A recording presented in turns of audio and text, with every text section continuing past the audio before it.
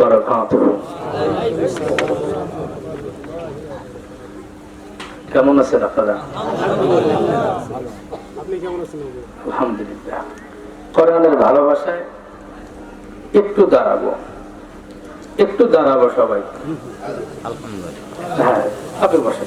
একটু দাঁড়ায় সামনের দিকে আগাবো। জি জি, সামনের দিকে, একটু সামনের জায়গাটা পূরণ করে নেই। কষ্ট পাচ্ছেন নাকি আপনারা? আলহামদুলিল্লাহ।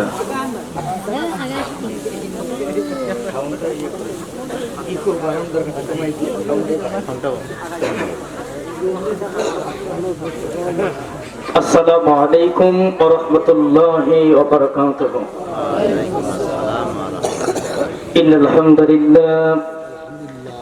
ইন্নাল হামদালিল্লাহ নাহমাদুহু ওয়া নাস্তাঈনুহু ওয়া নাস্তাগফিরুহ ওয়া নু'মিনু বিহি ওয়া নাতাওয়াক্কালু আলাইহি ওয়া না'উযু বিল্লাহি ওয়া মিন শুরুরি আনফুসিনা ওয়া মিন সাইয়্যাতি আ'মালিনা।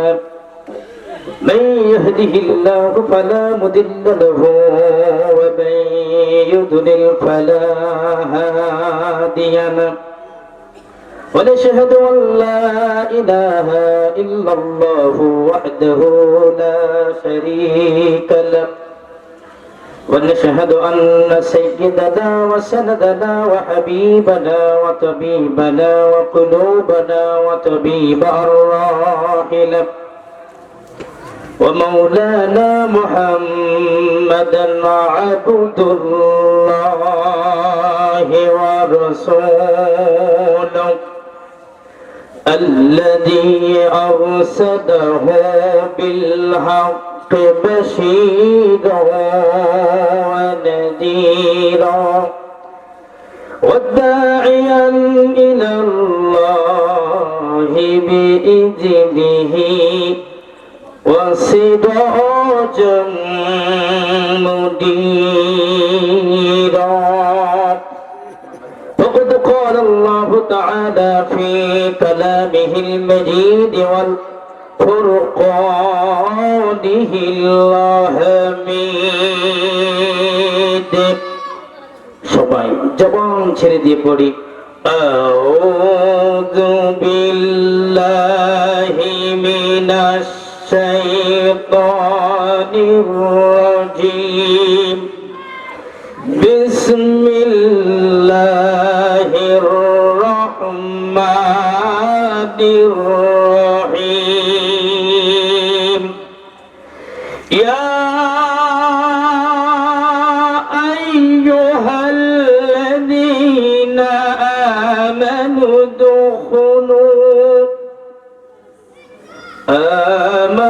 ادخلوا في السلم كافة ولا تتبعوا خطوات الشيطان إنه لكم عدو مبين.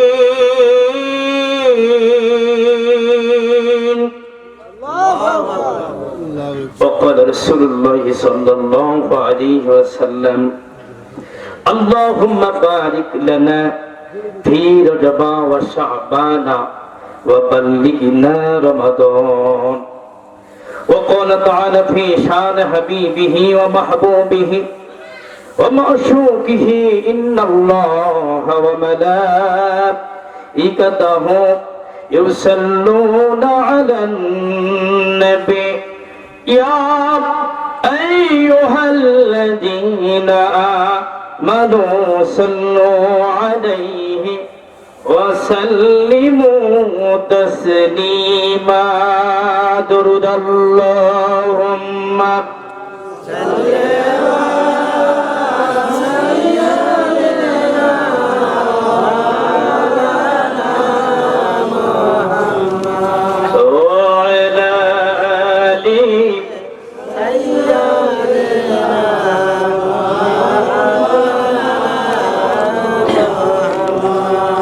اللهم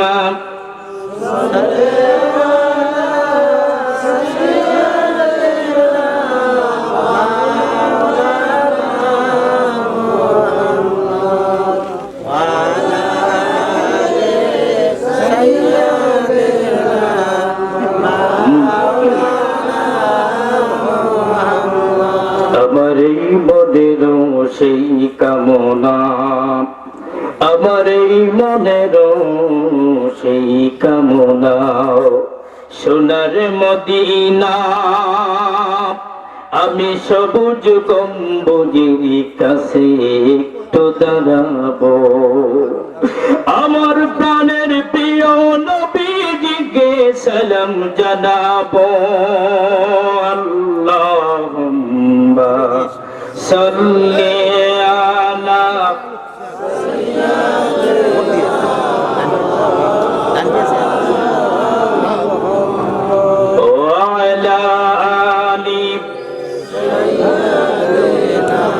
মাওলানা। কষ্ট হচ্ছে নাকি আপনাদের? কষ্ট হচ্ছে?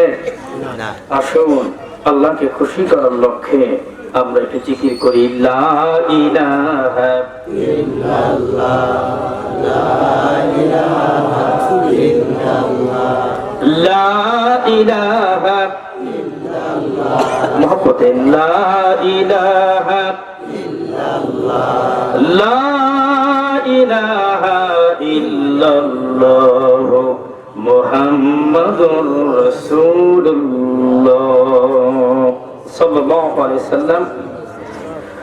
মোহাম্মদ দেলদার হোসেন মিয়ার বাড়িতে, সেই বাংলাদেশের ঐতিহ্যবাহী জেলা কুড়িগ্রামের দেলদার হোসেন মিয়ার বাড়িতে এক বিশাল ওয়াজ মাহফিল ও হালকায় জিকিরে উপস্থিত রয়েছেন প্রধান অতিথি জনাব মোহাম্মদ আব্দুল আজিজ ব্যাপারী, মাদাদিল্লাহুল আলী, বারাকাল্লাহু ফি হায়াতি। সবাই বলেন না আল্লাহুম্মা আমিন। আরো উপস্থিত রয়েছেন আজকের মাহফিলের একেবারে রেসপেক্টেড অনারেবল, যিনি এই মাহফিলের প্রধান আকর্ষণ, মাহফিলের সভাপতি। আমরা সবাই তার জন্য দোয়া করি, আল্লাহ পাক কোরআনের খাদেম হিসেবে কবুল করুক, আল্লাহুম্মা আমিন। এখানে আরো কয়েকজন বিশেষ অতিথি আছেন, আল্লাহ পাক তাদের খেদমতকে কবুল করুক, বলেন না আল্লাহুম্মা আমিন। দূর দূরান্ত থেকে আগত স্বাগত তোলাবায়ে ইজম, মুরব্বিয়ানে ইজম, উজালে ইজম, কচিকাঁচা তরুণ যুবক, টকবকে উমর, হামজার উত্তর সুরিরা, বিভিন্ন মাদ্রাসার ছাত্ররা এখানে উপস্থিত রয়েছেন। আল্লাহ পাক সবাইকে কবুল করুন, বলেন আল্লাহুম্মা আমিন। পর্দার অন্তরালে সতী সাধবী, শিক্ষিতা, গুণান্বিতা আমার মা ও বোনেরা, আমি অন্তঃস্থল থেকে ইসলামী সম্ভাষণ জানাচ্ছি। আসসালামু আলাইকুম ওয়া রাহমাতুল্লাহি ওয়া বারাকাতুহু। আজকের মাহফিলে আসতে পেরে খুশি না বেজার? আজকের মাহফিলে আসতে পেরে খুশি না বেজার? জোরে বলেন না, খুশি না বেজার? যদি হন খুশি, আওয়াজ দিতে হবে বেশি। রাজি আছেন তো আপনারা? আমার একান্ত আপনজনেরা, আমার আলোচনার শুরুতে আসুন মহিয়ান গরিয়ান আল্লাহ পাক, যিনি আপনাকে আমাকে সৃষ্টি করেছেন, তার প্রশংসা করে নেই।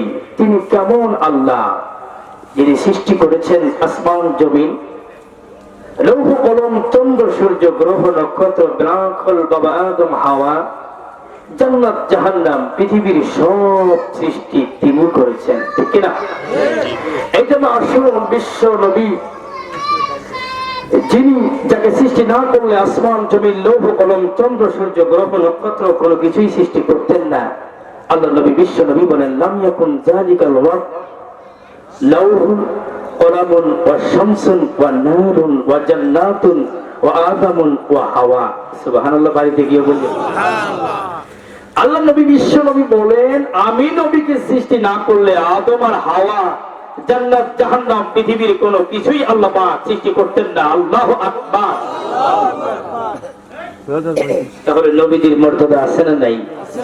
জোরে বলেন, আছে না নাই? তাহলে নবীকে যিনি সৃষ্টি করলেন তিনি কে? তার জন্য কি একটু শুকরিয়া আদায় করা যাবে না? চিৎকার মেরে বলেন আলহামদুলিল্লাহ। নবীজির জন্য সংক্ষিপ্ত আকারে বলেন দুরূদ ও সালাম পেশ করছি সাল্লাল্লাহু আলাইহি ওয়াসাল্লাম।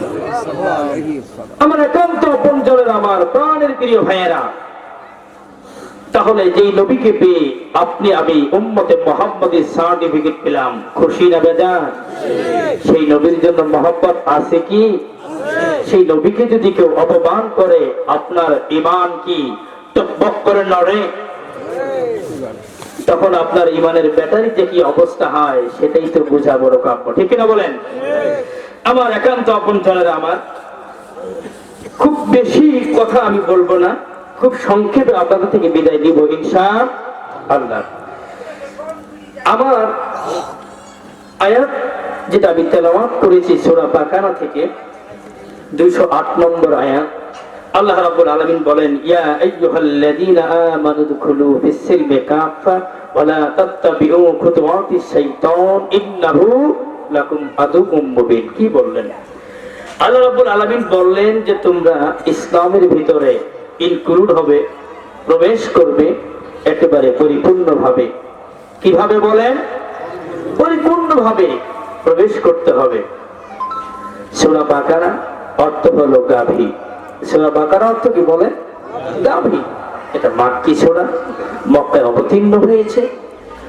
আর এই সূরার ফজিলত বা শানে নজুল যদি বলতে বলেন, সংক্ষেপে বলতে চাই, আল্লাহর নবী বিশ্ব নবী বলেন যে ওই বাড়িটা কবরের মতো, যেই বাড়িতে কোরআনের তেলাওয়াত নাই সেই বাড়িটা হলো একেবারে কবরের মতো। বলেন তো কিসের মতো? আপনার আমার বাড়িতে যদি কোরআন তেলাওয়াত না হয়, আল্লাহর নবীর ভাষায় সেটা হলো একটা জীবন্ত কবর। বোঝা যায়? জীবন্ত কবর। আরেকটি বক্তব্য আমাদের নবীজি বলেছেন, সূরা বাকারার ফজিলত বলতে গিয়ে পবিত্র কোরআনুল কারীম যেমন যত কিতাব আছে সব কিতাবের থেকে শ্রেষ্ঠ কিতাব হলো কোরআনুল কারীম, ঠিক কিনা বলেন? পৃথিবীর সব কিছুর চূড়ু একটা উঁচু জায়গা আছে, ঠিক তেমনি এটা যেমন ধর্মগ্রন্থের উপরে সব থেকে উঁচু, আবার এই ধর্মগ্রন্থের ভিতরেও আর একটা উঁচু জায়গা আছে। সুবহানাল্লাহ বলি। নবীজি বলেন সূরা বাকারা হলো কোরআনুল কারীমের ভিতরে সব থেকে উঁচু একটি জায়গা। আল্লাহু আকবার বলেন। ইয়া সালামুল কোরআন আল কোরআনাতু ইয়া সূরাতুল বাকারা। কোরআনের সব থেকে উঁচু জায়গাটা হলো সূরা বাকারা। ফজিলত কি? এই সূরা বাকারা যদি আপনি তেলাওয়াত করেন, আল্লাহর নবীজি বলেন যেই ঘরে সূরাতুল বাকারা তেলাওয়াত করা হবে, শয়তান এত বেশি দ্রুত দৌড়াবে, নবীজি বলেন মানুষ দ্রুত দৌড়ালে যেমন বায়ু দূষণ করতে করতে চলে যায়, শয়তান অনুরূপ বায়ু দূষণ করতে করতে শেষরা দৌড় দিয়ে ঘর থেকে বের হয়ে চলে যায়। সুবহানাল্লাহ বলেন। সূরা বাকারা তেলাওয়াত এত বেশি গুরুত্বপূর্ণ। সেই গুরুত্বপূর্ণ সূরা থেকে একটি আয়াতে কারিমা তেলাওয়াত করেছি আপনাদের খেদমতে। আল্লাহ পাক যদি তৌফিক দান করেন কিছু কথা বলতে চাই, আপনাদের যদি অনুমতি ভাই, অনুমতি আছে ভাই? অনুমতি আছে ভাই? আমার একান্ত আপনজনেরা সরাসরি কথা বলবো এখন ইনশাআল্লাহ। তাহলে ইসলামের ভিতরে প্রবেশ করতে হবে পরিপূর্ণভাবে। আপনি কোরআনের মাহফিলে আছেন, যাত্রার প্যান্ডেলও আপনি যান। আপনি কোরআনের মাহফিলে আছেন, গানের আসরেও আপনি যান। আপনি কোরআনের মাহফিলে আছেন, আপনি জোয়ার আসরেও যান। আপনি কোরআনের মাহফিলে আছেন, আপনি আবার যেখানে খেলাধুলা হয়, আসর হয়, গান বাজনা, নৃত্য, জোয়ার, সব জায়গায় আপনি যান। তাহলে আপনি পরিপূর্ণ ঈমানদার হতে পারেন? আপনারাই বলেন পারেন? যদি পরিপূর্ণ ঈমানদার হতে হয় তাহলে শুধু আল্লাহর দেওয়া ফরজ ইবাদতগুলি পালন করতে হবে আর নিষিদ্ধ কাজ সব বর্জন করতে হবে, তখন সে ঈমানদার হবে। ঠিক কিনা বলেন? আমার ভাইয়েরা মনে রাখবেন, তাহলে বিশ্ব নবীজিকে আল্লাহ পাক সৃষ্টি করেছেন এত বেশি সম্মান আর এত বেশি মর্যাদা দিয়ে। কারণ কি? যুগে যুগে যত নবী এসেছিল সকল নবী অ্যাপ্লিকেশন করেছে আল্লাহর কাছে, আল্লাহ আমরা শেষ নবীর উম্মত হতে চাই। শুধুমাত্র ঈসা নবীর অ্যাপ্লিকেশন আল্লাহ পাক মঞ্জুর করেছেন। বলেন সুবহানাল্লাহ। তিনি আসবেন উম্মত হিসেবে। তাহলে নবীর মর্যাদা কত বেশি। আমার ভাইয়েরা, এই নবীজির ব্যাপারে একটু কথা বলতে চাই। ইহুদি খ্রিস্টান ধর্মাবলম্বীর একজন এত বিচক্ষণ নেতা, বিচক্ষণ সাহিত্যিক, এত বিচক্ষণ গবেষক, নাম হলো মাইকেল এইচ হার্ট। আপনারা বলেন তো ভাই নাম কি? Michael H heart. তিনি 100 জন পৃথিবীতে গুরুত্বপূর্ণ মানুষ, নোবেল বলেন, আইনস্টাইন বলেন, আর্কিমিডিস বলেন, আইসা বলেন, মৌসা বলেন, অসংখ্য গুরুত্বপূর্ণ মানুষের ডকুমেন্টারি তৈরি করে একদিন চিন্তা করলেন, আমি তো 100 জন মহা মানবের জীবন বৃত্তান্ত লিখেছি, এখন আমার এই গ্রন্থে প্রথম কার জীবনী দেব? মুহাম্মদের জীবনী আছে, ঈসার জীবনী আছে, মুসার জীবনী আছে, আর্কিমিডিসেরও আছে, আইনস্টাইনের জীবনী আছে, কার জীবনী দিলে ভালো হবে? পেরেশান হয়ে গেলেন। আল্লাহ রাব্বুল আলামিন স্বপ্নের ঘরে, ঘুমের ঘরে তাকে দেখিয়ে দিলেন, তুমি যদিও ইহুদি ধর্মের অনুসারী ও গবেষক, তুমি আর কিছু করার দরকার নাই, শুধুমাত্র বিশ্ব নবীজির জীবনী আগে দাও, তোমার ওই কিতাবটা গোটা পৃথিবী জুড়ে স্বীকৃতি লাভ করবে। আল্লাহু আকবার বলো। স্বপ্নে দেখলেন, বাস্তবায়ন করার জন্য সকালবেলা যখন তিনি মুহাম্মদ সাল্লাল্লাহু আলাইহি সাল্লামের জীবনী শুরুতে দিলেন, গোটা ইহুদি ধর্মের মানুষেরা বলতে লাগলো, বেটা পাগল, পাগল যদি নাই হবে তাহলে মুহাম্মদের জীবনী আগে দিল কেন? ঈসার জীবনী দিতে পারতো, মুসার জীবনী আগে দিতে পারতো। আসলেই মনে হয় ওর মাথা ঢিলা হয়েছে, লিখতে লিখতে গবেষণা করতে করতে হয়তো পাগল হয়েছে। নিজের ধর্মের লেখককে, নিজের ধর্মের গুরুকে রেখে অন্য ধর্মের গুরুকে সামনে আনতে পারে, ওটা বোকা ছাড়া অন্য কেউ হতে পারে না। মনে হয় আসলেই বোকা হয়ে গিয়েছে। প্রশ্ন শুরু করে দিল, অসংখ্য প্রশ্ন। মাইকেল এইচ হার্ট, মনে আছে আপনাদের? মাইকেল এইচ হার্ট তিনি জানেন আমি মারা যাওয়ার পরে আমাকে এই প্রশ্নগুলি করা হবে, এর জবাব যদি আমি না দেই তাহলে পরবর্তীতে লোকেরা আমাকে পাগল আখ্যায়িত করবে। এই জন্য 100 জীবনীর প্রথমেই তিনি বক্তব্য লিখে গেলেন, কেন আমি মুহাম্মদের জীবনী প্রথমে দিয়েছি। শুনতে চান তো ভাই আপনারা? The 100 ranking of the most influential person in history। 100 জন মহামানবের জীবনী লেখার পরে মাইকেল এইচ হার্ট জবাব দিচ্ছেন যে আমি কেন মুহাম্মদের জীবনী আগে দিলাম। তিনি বলছেন, surprise readers and may be question by others. গোটা পৃথিবীর লোকেরা আমাকে প্রশ্ন করবে, ইহুদি ধর্মের অনুসারী হওয়ার পরেও মুহাম্মদের জীবনী কেন দিলাম। এর জবাব হচ্ছে, number 1, surprise readers and may be question by others. এই নবী এমন একজন নবী যিনি গোটা পৃথিবীর জন্য সারপ্রাইজ। আল্লাহু আকবার বলেন না? অথচ দেখেন, এই নবী বিশ্ব নবীকে নিয়ে কটূক্তি করলো ভোলায়। এক হিন্দু সনাতন ধর্মের আবার নবী বিশ্ব নবীর চরিত্র নিয়ে, আবার নবীর বিশ্ব নবীর বক্তব্য নিয়ে, আমার নবীর বিশ্ব নবীর সিরাত নিয়ে, আমার নবীর বিশ্ব নবীর কথোপকথন নিয়ে ভোলার একজন হিন্দু ফেসবুকে আমার নবীর বিরুদ্ধে ষড়যন্ত্র লিপ্ত হলো। আমার ওই নবীর বিরুদ্ধে ষড়যন্ত্র লিপ্ত হওয়ার পরে ওই ভোলার ভিতরে মুসলমানদের ভিতরে ইমানের তেজ, ইমানের বারুদ এত বেশি দমদম করে জ্বলতে লাগলো, গোটা ভোলা জগতের মানুষ এক আন্দোলন, নবীর জন্য জীবন দিতে পারি, নবীর অপমান সইতে পারি না, নবীর জন্য প্রয়োজনে বুকের তাজা রক্ত ঢেলে দেবো, তবুও নবীর জন্য নবীর অপমান হয় জমিনে বেঁচে থেকে আমরা এটা সহ্য করতে পারি না। 6 জন যুবক নবীর জন্য জীবন দিয়ে প্রমাণ করেছে গোটা পৃথিবীতে আবারও যদি নবীর বিরুদ্ধে ষড়যন্ত্র লিপ্ত হয়, গোটা পৃথিবীর মানুষ আবার রক্ত দেওয়ার জন্য প্রস্তুত আছে। কথা বলেন, কারা কারা রক্ত দিবেন? হাত তুলে আল্লাহকে দেখা।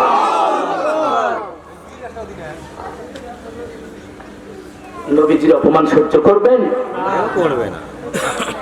যদি ন্যূনতম ঈমান থাকে, নবীজির অপমান আমরা সহ্য করতে পারি? লতিফ সিদ্দিকী বাংলাদেশের একজন ভালো মাপের এমপি ছিলেন, আমার নবীকে নিয়ে কটূক্তি করেছিলেন। বলেছেন, নবীজি ইন্তেকাল করেছে, করার আগে মক্কা মদিনায় হজ এমন একটা বাণিজ্য ছেড়ে গেলেন যে নবীজি পরবর্তী প্রজন্ম যারা থাকবে সবাই ওই ব্যবসা দিয়েই চলতে পারবে। নাউজুবিল্লাহ বলবেন না? প্রধানমন্ত্রীকে অসংখ্য ধন্যবাদ জানাই। লতিফ সিদ্দিকের মতো ওই হাবলা কামলা ওকে মন্ত্রণালয় পরিষদ থেকে টেনে হেসে অপমান করে জাতির সামনে প্রমাণ করেছে যে আপনি যদি আরো ক্ষমতা থাকতে চান আমাদের কোনো আপত্তি নেই। কথা বলেন ঠিক কিনা? বিচারগুলো শ্রেষ্ঠ করেন, বিচারের হুকুমত গুলো ভালোভাবে বাস্তবায়ন করেন, আপনি ক্ষমতায় থেকে যান, আমাদের কোনো আপত্তি নাই। কথা বলেন ঠিক কিনা? আমার ভাইয়েরা, surprise readers and maybe question by others, জবাব দিচ্ছেন এই নবীজির জীবনী আমি কেন প্রথমে দিয়েছি জানো? এই নবীজি গোটা পৃথিবীর জন্য হলো সারপ্রাইজ। আল্লাহু আকবার, বাড়িতে গিয়ে বলে আল্লাহু আকবার। 2 নম্বর জবাব দিচ্ছেন of humble origins Muhammad to founded promulgated on of the great religious and became an immensely effective political leader। সুবহানাল্লাহ বলবেন না? তিনি জবাব দিলেন আকাশের নিচে জমিনের উপরে ঈসা বলেন, মূসা বলেন, আইনস্টাইন বলেন, যত নেতা বলেন, যত পাতি নেতা আর সতী নেতা যাই বলেন না কেন, নেতা যদি হয় মুহাম্মাদের মতো নেতা পৃথিবীতে আসমানের নিচে জমিনের উপরে আর কেউ নাই। আল্লাহু আকবার। আমার নবীজির চরিত্র নিয়ে, আমার নবীজির সিরাত নিয়ে, আমার নবীজির বক্তব্য নিয়ে, আমার নবীজির কথোপকথন নিয়ে, আমার নবীজির চালচলন নিয়ে কথা বলেছিল তাসলিমা নাসরিন। তাসলিমা নাসরিন পর্দার বিরুদ্ধে কথা বলে এই দেশে থাকতে পারে নাই। তার দেশ হয়েছে দাদুর দেশ, তার দেশ হয়েছে বাবার দেশ। কথা বলেন ঠিক কিনা? নবীজির সিরাত, নবীজির সুরাতের বিরুদ্ধে কথা বলে এই দেশে ঠাঁই পাওয়া যাবে? এই দেশে ঠাঁই পাওয়া যাবে? চিৎকার বেড়ে বলেন যাবে? আমার ভাইয়েরা, জবাব দিচ্ছেন of humble origins Muhammad founded promulgated all of the great, এত গ্রেট রিলিজিয়াস, ধার্মিক দিক থেকে বলেন, পলিটিক্যাল দিক থেকে বলেন, রাজনৈতিক দিক থেকে বলেন, মুহাম্মাদের মতো আর কেউ নেতা হতে পারে না। আমরা তো দুইটা চোখ দিয়ে দেখি অনেক নেতা চাউলের বস্তা চুরি করে, অনেক নেতা গম চুরি করে, অনেক নেতা সয়াবিন তেল চুরি করে খাটের তলে রাখে, নিজের মান সম্মান প্লাস্টার হবে এই ভয়ে। আছে না নাই? কিন্তু মুহাম্মদ কেমন নেতা ছিলেন? ইহুদি ধর্মের মানুষেরাও মুহাম্মদ সাল্লাল্লাহু আলাইহি সাল্লামকে আইডল মানে। আল্লাহু আকবার বলবেন না? 2 নম্বর জবাব দিলেন। 3 নম্বর জবাব দিচ্ছেন তিনি এমন একজন নেতা, যেই নেতা এমন একজন যে today 13 centuries after his death his influential powerful and pervasive, এমন একজন নবী তিনি যার উপরে আল্লাহ পাক এমন একটি কিতাব নাজিল করেছেন, যেই কিতাবের একটি আয়াত, একটি হরকত, একটি নুকতা, একটি শব্দ পরিবর্তন পরিসংশোধন পৃথিবীর কেউ করতে পারে নাই, করতে পারবেও না, কিয়ামত পর্যন্ত করতে পারবে না। এমন একটি কিতাব ওই বিশ্ব নবীর উপর নাজিল হয়েছে। আমি ইহুদি ধর্মের অনুসারী হওয়ার কারণে পরেও আমি নবীজির জীবনে আগে দিয়েছি, এই কারণে চিৎকার বেড়ে বলেন আল্লাহু আকবার। মানে কোরআন 1400 বছর আগে নাজিল হলো, এর কোনো ভুল, এর কোনো পরিবর্তন পরিসংশোধন কেউ করতে পারে নাই। এই জন্যই তো আমি মুহাম্মদকে ভালোবাসি। তার বইয়ের প্রথম পৃষ্ঠায় সব জবাব দিয়ে তিনি চলে গিয়েছেন, ইন্তেকাল করেছেন। দোয়া করি আল্লাহ পাক তাকে জান্নাতবাসী করবেন, আল্লাহুম্মা আমিন। আমার ভাইয়েরা, তাহলে বলতেছিলাম নবীজির বিরুদ্ধাচরণ করবে যারা, যুগে যুগেও করেছিল যারা, বর্তমানও করবে যারা, পূর্বের ইতিহাস হয়েছিল যা, এখনকার ইতিহাস হবে তা। সামনে আসতেছি কি হবে। আমার ভাইয়েরা, নবীজি একটি কাজ ছিল, দাওয়াতি কাজ করতেন। বলেন তো কি কাজ করতেন? নবীজি করতেন দাওয়াতি কাজ, কোরআনের তাফসীর করতেন। কিন্তু আবু জেহেল চিন্তা করে, আমাদের হুজুর অনেক সুন্দর আলোচনা করেছেন, আমি সেই জায়গা থেকে সামনের দিকে যেতে চাচ্ছি। আবু জেহেলের সিদ্ধান্ত হলো মুহাম্মদ সাল্লাল্লাহু আলাইহি সাল্লাম যেইভাবে কোরআনের দাওয়াত দিচ্ছে, এইভাবে দিতে থাকলে আমাদের বাপ দাদার যত আমাদের পূর্বপুরুষ আছে সকলের ধর্মে চুনকালি পড়ে যাবে। সবাই তো দলে দলে ইযা জাআ নাসরুল্লাহি ওয়াল ফাতহ, দলে দলে সবাই তো মুসলমান হয়ে যাচ্ছে, আমাদের বাপ দাদার ধর্মের তো অবস্থা খারাপ। আবু জেহেল খুব টেনশনে পড়ে গেলেন। আবু জেহেল চিন্তা করলেন এই অবস্থায় যদি আমি পার্লামেন্ট টিকাতে চাই, তাহলে নবীকে আগে থামাতে হবে। নবীকে থামাতে ব্যর্থ হলে আমার এই চেয়ার, আমার পার্লামেন্ট, আমার রাষ্ট্র থাকবে সবই, কিন্তু আমি পার্লামেন্টের একেবারে ছোট্ট, একেবারে গৃহীত মানুষ হিসেবে থাকবো, আমার ক্ষমতা থাকবে না। কি করা লাগবে? ঠেকাতে হবে শুধু একজন মানুষকে। বলেন তো কয়জনকে? আবু জেহেল সিদ্ধান্ত নিলেন, গোপন বৈঠক করলেন। গোপন বৈঠকটাও আমার আল্লাহ পাক কোট পড়ে কোরআনুল কারীমে জানিয়ে দিলেন। বলেন না সুবহানাল্লাহ। আল্লাহ রাব্বুল আলামিন বলেন, ওয়া ইয ইয়ামকুরু বিকাল্লাযীনা কাফারু লিইউসবিতুকা আও ইয়াকতুলুকা আও ইউখরিজুকা ওয়া ইয়ামকুরুনা ওয়া ইয়ামকুরুল্লাহু ওয়াল্লাহু খায়রুল মাকিরিন। আল্লাহ রাব্বুল আলামিন বলে দিলেন, আবু জেহেল প্রধানমন্ত্রী, উতবার সাইবা, সাইবা হলো স্পিকার, আর উতবা হলো রাষ্ট্রপতি, প্রেসিডেন্ট। তিনজনে মিলে গোপন পরামর্শ শুরু হয়ে গেল। রাতের আধারে গভীর ষড়যন্ত্রে লিপ্ত হলো। মুহাম্মদের জবান থেকে কোরআনের আওয়াজ বন্ধ করতে হবে, একটাই মিশন, অন্য কোনো কাজ নাই। কারণ হলো, যদি পার্লামেন্টের চেয়ার আমি আবু জেহেল ধরে রাখতে চাই, মুহাম্মদকে আগে দমন করতে হবে। রাতের গভীরে এই তিনজন সহ আরো চারজন, টোটাল 7 ক্যাবিনেটের সদস্য দারুন নদওয়া নামক একটি পার্লামেন্ট গঠন করে সেখানে গোপন পরামর্শ করলো। সর্বপ্রথম সিদ্ধান্ত দিল, আবু জেহেল বললেন, ও রাষ্ট্রপতি, ও রাষ্ট্রপতি, ও সাইবা, তুমি তোমার বক্তব্য এখন প্রেজেন্টেশন করো। মুহাম্মদকে থামাতে গেলে আমাদের কি করতে হবে, কোন রাস্তা অনুসরণ করতে হবে, কিভাবে মুহাম্মদকে থামানো যাবে? সাইবা জবাব দিলেন, ওয়া ইয ইয়ামকুরু বিকাল্লাযীনা কাফারু লিইউসবিতুকা।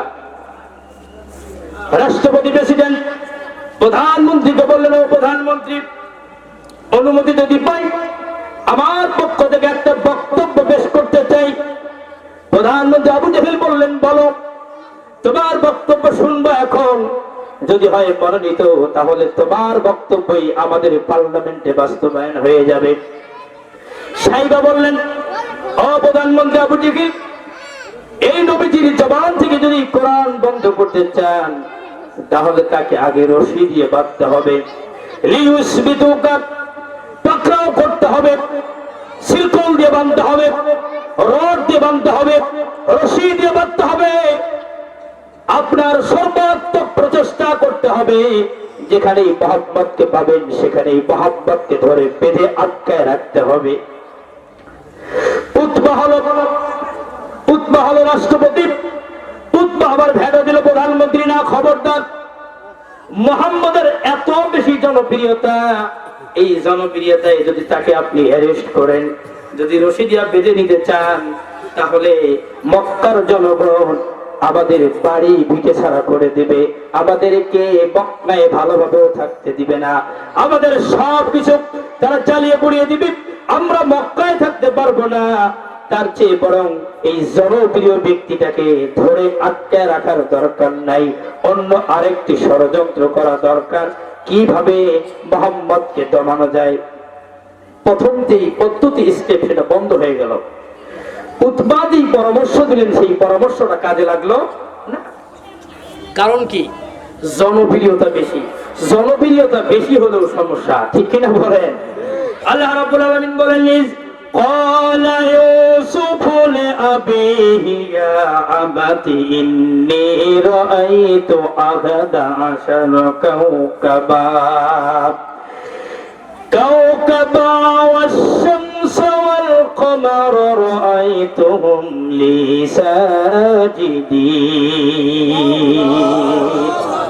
ইউসুফ আলাইহিস সালামের এত বেশি জনপ্রিয়তা যে তার 11 ভাইয়ের ভিতর থেকে তার বাবা শুধু ইউসুফ আলাইহিস পয়গম্বরকে জনপ্রিয়তার কারণে তার নিজের আপন মায়ের দুগ্ধ ভাইয়েরা সহ্য করতে না পেরে ধরে বুঝিয়ে শুনে কূপের ভিতরে ফেলে দিল। আল্লাহ পাক তার সম্মান বাড়িয়ে মিশর পর্যন্ত পৌঁছায় দিলেন। সেখানেও তিনি আরেকটি বিপদে পড়লেন, যে সেখানে বিলকিসের কাছে বিপদে পড়লেন। বিলকিস না কে? হ্যাঁ, জুলাইখা। জুলাইখার কাছে বিপদে পড়ে গেলেন। জুলাইখা তাকে চাচ্ছিলেন দেহ ভোগ করার জন্য, তিনি রাজি হলেন না। মামলা খেলেন, 8 বছরের জেল হয়ে গেল। ধর্ষণের মামলা। আজও পৃথিবীতে আসমানের নিচে জমিনের উপরে তাকায় দেখবেন, শুধুমাত্র কোরআন থেকে হক কথা বলার কারণে, কোরআন থেকে সঠিক কথাগুলো পৌঁছায় দেওয়ার কারণে, কোরআন থেকে হক কথাগুলো মানুষের দ্বারে দ্বারে পৌঁছানোর কারণে আল্লামা মামুনুল হকের মতো নিষ্পাপ মানুষগুলি কারাগারে কাতরাচ্ছে। আল্লামা দেওয়ার হোসেন সাইদি সাহেবের মতো মানুষগুলো জেলের কান্দারে, জেলের ভিতরে, এই শীতের ভিতরে তারা জেলখানার ভিতরে কাতরাচ্ছে, জেলের ভিতরে পচে যাচ্ছে, তবু তাদেরকে ছেড়ে দেওয়া হচ্ছে না। শুধুমাত্র এই কোরআনের কথা পৌঁছানোর কারণে একবারে নিরহংকারী আলেম আমির হামজার মতো আলেমকে জেলে কারারুদ্ধ জীবন যাপন করতে হচ্ছে। শুধুমাত্র এই কোরআনের বাহক, এই কোরআনের বাড়ি পরিচালনা করার জন্য সাইয়্যিদ কুতুব রাহিমাহুল্লাহ তাআলাকে ফাঁসির কাষ্ঠে ঝুলিয়ে প্রমাণ করেছিল কোরআনের পক্ষে থাকবে যারা, যুগে যুগে নির্যাতিত হবে তারা। কথা বলেন ঠিক কিনা? কোরআনের কথা বললে বিপদ আছে না নাই? সে দলই আপনি করেন। আমরা ভাবলাম যে কি ব্যাপার, চরমনাই কওমি হুজুরদেরকে তেমন কিছু বলা হয় না। পরে বুঝতে পারলাম হক কথা বলবে যখন, কারো ছাড় নাই।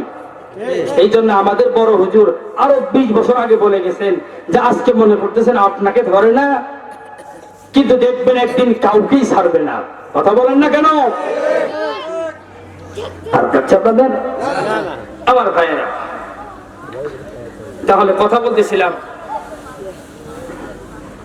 আবু জেহেল সিদ্ধান্ত নিচ্ছে যেভাবে হোক মুহাম্মদের কণ্ঠ থেকে কণ্ঠ রোধ করতে হবে, না হলে আমাদের এই প্রধানমন্ত্রীগিরি চলবে না। এবার সাহেব পরামর্শ দিচ্ছেন প্রধানমন্ত্রী আবু জেহেল, আমি ছোট্ট মানুষ, আমি স্পিকার, আমার ক্ষমতা হলো আমি স্পিকার, আমার স্পিকারের পদে বলে আমি আপনাকে পরামর্শ দিতে চাই। যদি আপনি আপনার অনুমতি পাই, ও প্রধানমন্ত্রী আবু জেহেল, আমি এখনই আমার পরামর্শটা, বক্তব্যটা পেশ করতে চাই। প্রধানমন্ত্রী আবু জেহেল বলেন, ও সাহেবা স্পিকার, তুমি তোমার বক্তব্যটা পেশ করো।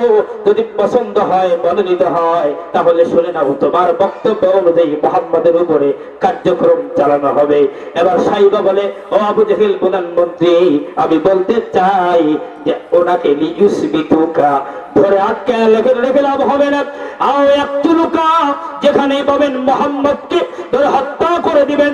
যেখানেই পাবেন মুহাম্মদকে ওই অবস্থায় হত্যা যদি করতে পারেন, মুহাম্মদকে যদি নির্বংশ করে ফেলতে পারেন, মুহাম্মদকে যদি আপনি ওই জায়গায় কতল করে দিতে পারেন, ও প্রধানমন্ত্রী শুনে নেন, তাহলেই আপনি সফল হবেন। না হলে দেখবেন পরের টার্মে আপনার নির্বাচনী এলাকা আপনার থাকবে না, ওই নির্বাচনী এলাকা মুহাম্মদের হয়ে যাবে।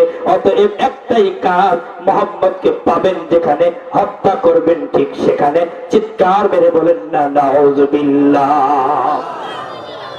এ কথা কি আমার কথা না কোরআনের কথা? ভাই সরাসরি কোরআন থেকে বলছি, আমার একটি বক্তব্য আমার নিজের না। যদি বলেন যে দলিল দিয়ে দেন, আমি দলিল দিয়ে যাবো। সূরা আনফালের 30 নম্বর আয়াত, এটা হুজুর আছে,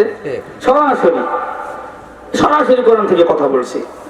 2 নম্বর, সাহেবা পরামর্শ দিলেন স্পিকার, কি করতে হবে? আও ইয়াকতুলুকা, হত্যা করতে হবে। আপনারা দেখেন নাই যে বাংলাদেশের সবথেকে বড় বিদ্যাপীঠ, বুয়েট বিদ্যাপীঠ, এই বিদ্যাপীঠে আপনার আমার 4 ছেলে আপনার শুধুমাত্র তার বন্ধুদেরকে বলতো চলো নামাজে যাই। টাকনুর উপরে তার প্যান্ট পরা ছিল, এতেই তার রুমমেট বন্ধুরা মনে করেছিল যে মনে হয় ছাত্র শিবিরের ছেলে হবে, না হলে আমাকে নামাজের কথা বলে কেন, মনে হয় ছাত্র শিবিরের ছেলে হবে। না হলে টাকনুর উপরে প্যান্ট কেন, মনে হয় ছাত্র শিবিরের ছেলে হবে। না হলে তার দাড়িগুলো একটু মিডিয়াম কেন, এইটা মনে করে আবরারকে সারা রাত ব্যাট ইসলাম দিয়ে পিটায়া পিটায়া রক্তাক্ত করে তাকে হত্যা করা হলো। এটাই তো কোরআনের আয়াত যে তোমরা এতদিন আবরারকে হত্যা করো। আসলেই আবু জাহেলের উত্তর শুধু যদি তোমরা না হতে, তাহলে তোমরা একজন নেককার মানুষকে পিটায়া পিটায়া হত্যা করতে পারতে না। কথা বলেন ঠিক কিনা?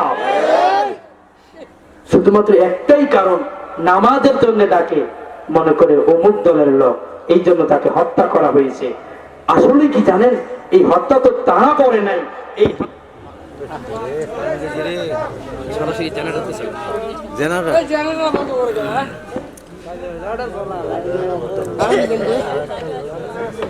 দামটা বেশি তেলের দাম বেশি। আজকে কই লা ইলাহা জোরে লা ইলাহা লা ইলাহা জোরে মহব্বতে লা ইলাহা জোরে লা ইলাহা। আমাদের খারাপ লাগছে মনে ভাই। লা ইলাহা লা ইলাহা ইল্লাল্লাহ মুহাম্মাদুর রাসূলুল্লাহ সাল্লাল্লাহু আলাইহি সাল্লাম। তাহলে সাইবা পরামর্শ দিলেন যেখানেই পাবেন মুহাম্মদকে হত্যা করবেন সেখানেই হত্যা করার পরামর্শ দিলেন। আর এখন আমরা দেখতে পাই যারা কোরআন সুন্নাহর কথা বলে তাদেরকে রাতে রাতে পিটায় পিটায় হত্যা করা হয়। এইটাই বোঝা যায় যে তোমার রক্তে আবু জাহেলের রক্ত, তোমার রক্ত হলো সাইবার রক্ত। কথা বলেন ঠিক কিনা? সাইবার রক্ত না হলে তুমি তোমার বন্ধুকে পিটায় হত্যা করতে পারো না শুধু নামাজের দাওয়াত দেওয়ার কারণে। ঠিক কিনা বলেন? আমার ভাইয়েরা, এবার আবু জাহেল প্রধানমন্ত্রী বক্তব্য শুরু। 7 জনের ক্যাবিনেট মন্ত্রণালয়ের প্রধানমন্ত্রী হলো আবু জাহেল।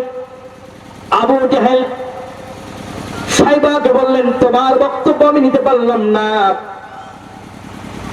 আবার উতবাকে বললেন তোমার বক্তব্য আমি নিতে পারলাম না। কি করবেন তাহলে? আমি এমন চাপ সৃষ্টি করব, এমন মামলা হামলার ভয় দেখাবো, সাপও মরবে লাঠিও ভাঙবে, লাঠিও ভাঙবে না। আমি এমন পদ্ধতি অবলম্বন করব কেউ আমারে খুনিও বলবে না, আবার কেউ আমারে বড় জালেমও বলবে না। কি করবেন প্রধানমন্ত্রী বলেন? আবু জাহেল বলছে ওয়ায়াম করুনা ওয়ায়াম কুরুল্লাহু ওয়াল্লাহু খায়রুল মাকিরিন। কি করব? তাকে বের করে দেব। তার মানে কোরআন সুন্নাহ থেকে কথা বললে, কোরআন সুন্নাহর হক কথা বললে তাকে বের করে দেওয়া হবে। কয়েকদিন আগে আপনারা দেখছিলেন বাংলাদেশের কোন একজন ব্যক্তি প্রশাসনিক ক্ষমতায় থেকে বলেছিল এই দেশে থাকতে হলে আমাদের মন মতো চলতে হবে, যদি বেশি বাড়াবাড়ি করে তাহলে দেশ থেকে বের করে দেব। ওই এসপি কে আমি বলতে চাই, এসপি তানবীর বলেছিল যে যদি এখানে থাকতে হয় তাহলে আমাদের মন মতো থাকতে হবে, বেশি বাড়াবাড়ি করলে দেশ থেকে বের করে দেব। আসলে কি ওরা এটা ভেবেছে যে আমরা কি দেশে এসেছি নাকি আমরাও এই দেশের নাগরিক? আমরা কি এই দেশে ভেসে এসেছি ভাই? তাহলে দেখেন এই যে বের করে দিবেন আপনারা ক্ষমতা দেখে অনেকেই বের করে দিতে চায়। এই বের করে দিতে চাওয়া এইটা শুধুমাত্র কেবলমাত্র আপনি বলেন সেটা নয়। 1450 বছর আগে প্রধানমন্ত্রী মক্কার আবু জাহেল বলেছিল আমি মামলা হামলা এত বেশি দেব, ওই হামলা মামলার ভয়ে বের হতে বাধ্য হবে, দেশের ভিতরে থাকতে পারবে না। আপনারা তাকায় দেখেন কোরআনের পাখি মিজানুর রহমান আজহারি এত নিষ্পাপ নিরীহ আলেম, কোনদিন রাষ্ট্রের বিরুদ্ধে কথা বলে না, কোনদিন কোন দলের নেতার বিরুদ্ধে কথা বলে না। এত ভালো কোরআনের গবেষক, তাকেও দেশে থাকতে দেওয়া হলো না। এই কর্মকাণ্ড শুধুমাত্র তোমরাই করো না, এইটা 1450 বছর আগে আবু জাহেল করে গিয়েছে। মিলে গেলে কি করবে? মিলে যায়।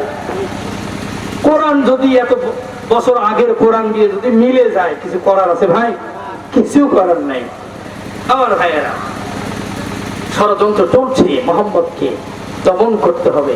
যখন এই গোপন বৈঠক করলো অন্ধকার রাত্রে, আমার আল্লাহ পাক তিনি তো বসে নাই, তিনি তো চান না আমার নবী মোহাম্মদের এত বেশি বিপদ হোক। আমার নবীজির কাছে জিবরাইল পাঠিয়ে দিয়ে সূরা আনফালের 30 নম্বর আয়াত সরাসরি বললেন ওয়াইজ ইয়ামকুরু বিকাল্লাযীনা কাফারু লিয়ুসবিতুকা আও ইয়াকতুলুকা আও ইউখরিজুকা ওয়া ইয়ামকুরুনা ওয়া ইয়ামকুরুল্লাহ আল্লাহু খায়রুল মাকিরিন। ও নবীজি আপনি কি জানেন, জিবরাইল বলতেছে ও নবীজি আপনি কি জানেন আপনার বিরুদ্ধে ষড়যন্ত্র করা হয়েছে, আপনাকে ওরা পেলে রশি দিয়ে বেঁধে ফেলবে, যেটা আমরা এখন দেখতে পাই। অসংখ্য আলেমকে রশি দিয়ে বেঁধে বেঁধে জেলখানায় উঠানো হয়। আহারে কপাল, পরিমণির মতো নর্তকী বেহায়া মাদকাসক্ত, সবসময় মদের বায়ের সাথে তার সম্পর্ক, সেই পরিমণিকে হাতে হ্যান্ডকাপ তো পরানো দূরের কথা, রশি পরানো দূরের কথা, পরিমণি স্বেচ্ছায় হেঁটে যায়, আমার আইনজীবীরা মাপ চায়, আর আলেম ওলামা নিরীহ আলেমদেরকে মোটা রশি দিয়ে বেঁধে বেঁধে জনগণের সামন দিয়ে কারাগারে উঠানো হয়, কোর্টে উঠানো হয়, জাতি সব দেখতে পায়। কথা বলেন ঠিক কিনা? কি দেখে না মনে করেন আপনি নর্তকীর সাথে এত ভালোবাসা? ইয়াবা সম্রাটকে আপনি জামিন দিতে পারেন, মাদক সম্রাটকে জামিন দিতে পারেন, এত মানবতার ক্ষেত্রে আপনি জামিন দিতে পারেন।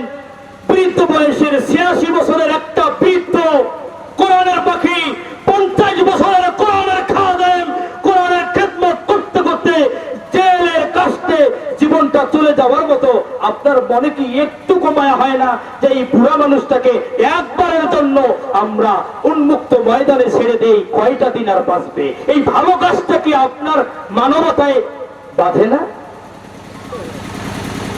কত জনকে আপনি ছেড়ে দেন, কত জনকে আপনি জামিন দেন, অথচ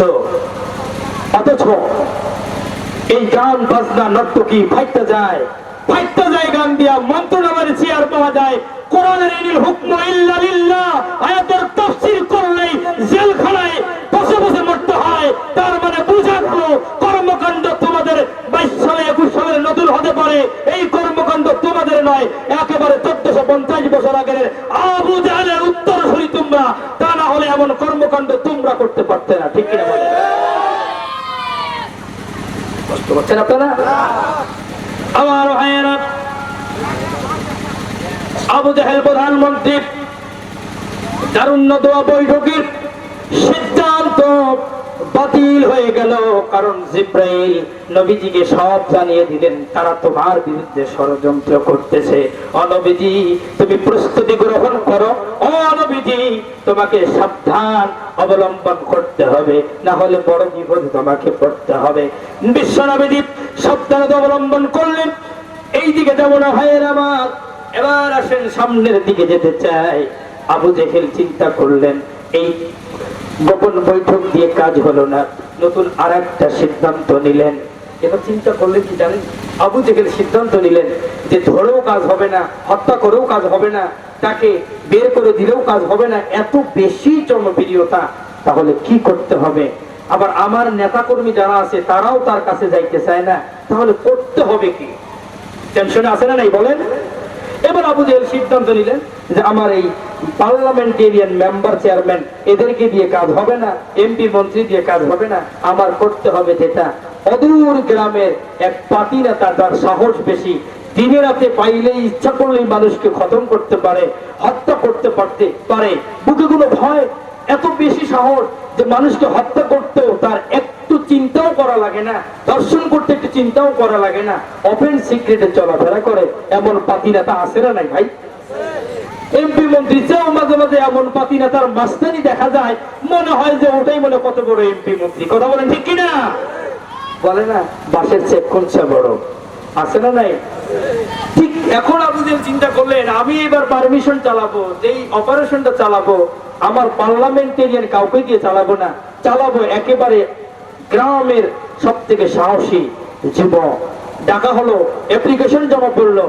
ওয়ালিদ ইবনে মুগিরার চেহারা সেই রকম হৃষ্টপুষ্ট, অনেক উঁচা লম্বা, অনেক শক্তিশালী, তার অনেক রেকর্ড আছে, ধর্ষণের রেকর্ড আছে, তার জেনাকাদের রেকর্ড আছে, মাদকাসক্তের লাইসেন্স আছে, তার অসংখ্য পাপ কাজে লিপ্ত এবং অসংখ্য খুনের মার্ডার সে। আবু জেহেল তাকে বাছাই করলেন। নাউজুবিল্লাহ বলবেন না? ওয়ালিদ ইবনে মুগিরাকে, ভাইয়েরা আমার সময় দিবেন তো একটু। ওয়ালিদ ইবনে মুগিরাকে আবু জেহেল ডেকে এনে দায়িত্ব দিলেন, বললেন তোমার একটা কর্মসূচি, যেখানেই মোহাম্মদ কোরআন থেকে কথা বলবে, যেখানে মোহাম্মদ কোরআন থেকে কথা বলবে সেখানেই তুমি হুমকি দিবা, সেখানেই তুমি থ্রেট দিবা।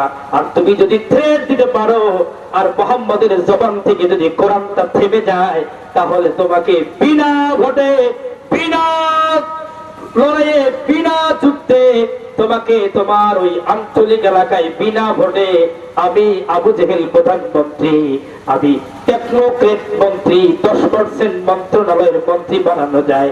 ওয়ালিদ ইবনে মুগিরা, তুমি কি একবার খেয়াল করেছো তোমার ভোট করা লাগবে না, কারো কাছে দেওয়া লাগবে না, পান বিড়ি খরচ হবে না, খিচুড়ি খরচ হবে না, পোস্টারের খরচ হবে না, বিনা ভোটে তোমাকে মন্ত্রণালয়ের মন্ত্রী বানাবো।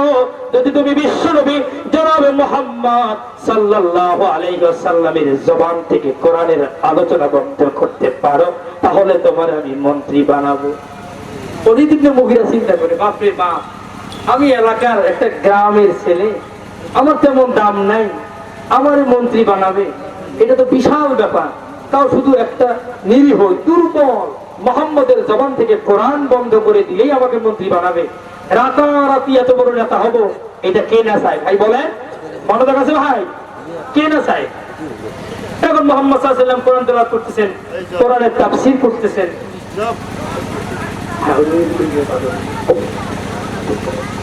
একটু জিকির করি, লা ইলাহা